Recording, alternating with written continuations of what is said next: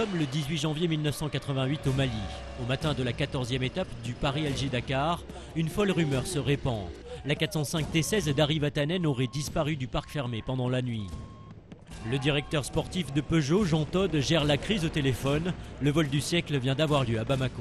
Ce qui s'est passé, c'est qu'à 7h15, j'ai reçu un coup de téléphone dans ma chambre où le standard m'a passé une personne qui m'a passé une autre personne qui était vraisemblablement un Européen, qui m'a dit on a la voiture de Vatanen, venez en taxi dans 15 minutes à la Somapac avec 25 millions de francs CFA et pour l'instant on va essayer de retrouver la voiture. La 405 aurait été aperçue sur un terrain vague à la sortie de Bamako. Au départ de la spéciale, tout le monde est perplexe. Les commentaires les plus fous circulent.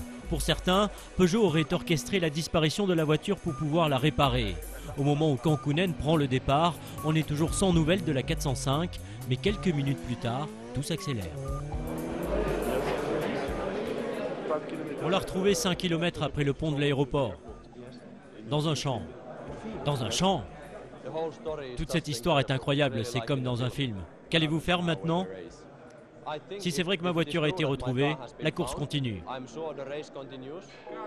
Harry Vatanen va finalement récupérer sa voiture en parfait état, mais le Finlandais prend le départ au-delà de la demi-heure autorisée par le règlement. Le lendemain, il est disqualifié et c'est Juha Kankkunen qui remporte cette édition. Cette disparition restera à jamais un grand mystère qui contribue aujourd'hui encore à la légende du Dakar.